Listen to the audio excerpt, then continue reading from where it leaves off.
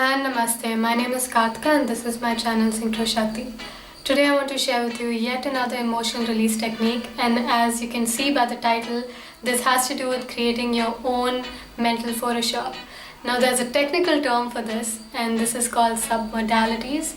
It's a term based on neuro-linguistic programming. Now for those of you who know what I'm talking about, you will see that I'm using a very thin slice of the concept just to explain this technique. For those of you who don't know what I'm talking about, don't worry about any of these complicated terminologies. The technique is very simple. It's simply designed for you to shift the way that you feel about a particular memory or a particular person. Now, every memory that we have is represented very specifically in our minds. Right? There are specific images associated with the memory, there are specific sounds associated with the memory, there are specific feelings associated with these memories. Now, each of these images, sounds and feelings have their own unique characteristics. Some of these images could be bright, some of these images could be black and white, some of these sounds could be loud, some of these sounds could be soft. Some of these feelings could be coming from outside us, it could be coming from inside us. So these unique characteristics of these images, sounds and feelings is what we call as submodalities. It's okay if you're not getting it now, you'll get it as we move on in this video. Now the theory is very simple. It says that if you can shift at least one characteristic of a memory, the way that you feel about the memory completely shifts in itself. So let's say that your memory is a structure in your mind. Let's say it's like a house of cards. The moment you shift one card from that memory, okay, one card from this house of cards, what's going to happen? The entire structure is going to collapse. Then that's the exact principle that we are going to apply to this technique. So for the purpose of this technique, let's take a personal memory of mine of being physically bullied. Now the internal representation, or the way that memory is being represented in my mind, is an image of me lying on the curb with a frightened expression on my face, telling the bully to not hit me, and the bully sort of like, bending over me, is about to smash my belly, and there are people around us in laughter. Alright, so that's the image. Now let's go ahead and see how we can shift the structure of the image.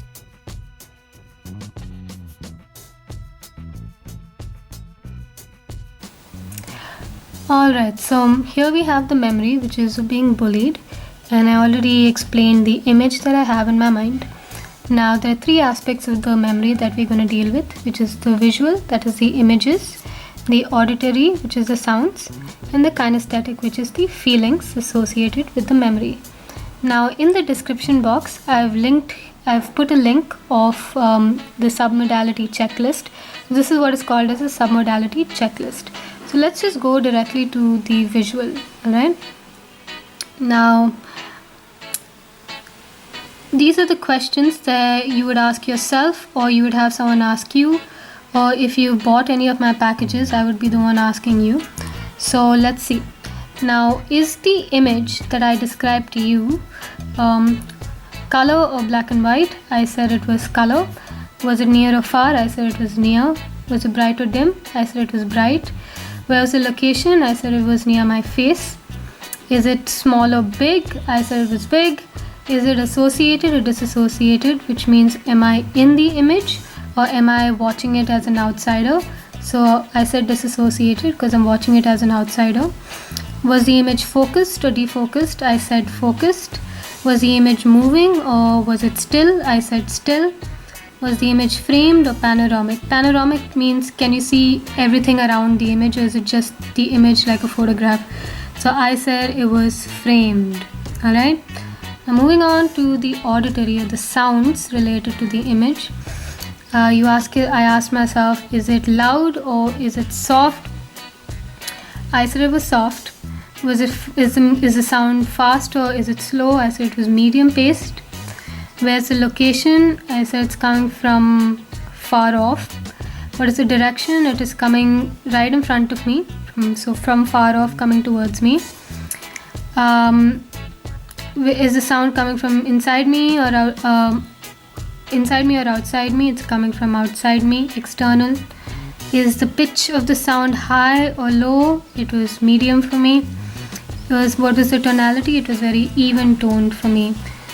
Now you don't have to answer each of these. Sometimes you may not even have any sounds associated with the memory. So if you don't, you can just skip on to kinesthetic, which has to do with the feelings. Alright.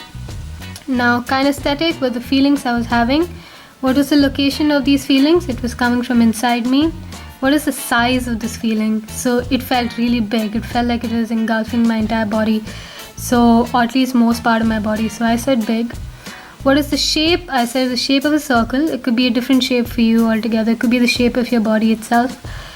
Intensity from a scale of 1 to 10. How intense is these feelings? I said 7. Movement, is it moving or is it still? I said moving because the feelings were going from my tummy to my throat. Now you may not know exactly what you felt in the moment, but tune into what you're feeling about it right now, right? Weight of the feeling, was it heavy? Was it just barely there? What is it? So I said heavy. Texture could be smooth, could be anything. I wrote spiky because that's what word came to me at that point. Temperature, I said warm, going towards hot. Alright, so that's what it felt like. Now what we're going to do is this is the internal representation of the memory in my mind. Now we're going to change all of that. So let's see how we can do that. Alright, so the image was color. Okay, now I'm going to make the image black and white in my mind. It was near, I'm going to push it further away from me. It was bright, I'm going to make it very dim. Okay, it was near my face, now I'm going to push it towards the left, probably towards like the corner of my mind or the corner of the screen of my mind. The image was small, the image was big, I'm going to make it small. The image was disassociated, I'm going to make it associated as I'm seeing it from my own eyes. The image was focused, now I'm going to defocus it. The image was still, now I'm going to make it have some erratic, weird movements. The image was framed. Okay, now I could make it panoramic, but I wouldn't know how to, so I'm going to leave that at that. You don't have to do each of these, you can just do some of these or one or two of these. Alright, now the sounds. The sounds were soft. I'm going to increase the volume a little bit. Okay. Now the sound was the pace of the sound was medium. Now I'm going to make it super fast. Add some really hilarious music to it and funny voices like chipmunk voices. Okay, like the laughter is going to be like chipmunks laughing, and it's just got like that very like stupid music. Right? The location, it was near. Now I'm going to push it farther away. The sound, okay, the location of the sound is going to be pushed farther away. The direction, I'm going to allow the sound to come from behind me instead of front of me. The sound, I'm going to leave it at being external sounds. Okay. The tone was medium. Sorry, the pitch was medium. I'm going to make it a low pitch. Alright. The tonality, I'm going to leave it at even toned. Alright, now kinesthetic, which is the feelings. The location, I'm going to allow it to be inside me. The size of the feeling, I'm going to make it very small. Alright, I'm going to make it into a tiny ball, which is a shape. I'm going to make it into a small tiny ball. The intensity of the feeling, I'm going to make it a 4 instead of a 7. So I'm just going to tone down the intensity of the feeling. Now the movement, I'm going to make it very still. It's only in one part of my body. I'm going to make the heaviness very light. Okay, the weight very light. I'm going to make the feeling of the texture of that tiny ball, the still tiny ball, to be very smooth. And the temperature, I'm going to make the ball feel cold. Alright, so what I've just done is I have shifted the submodalities of the image.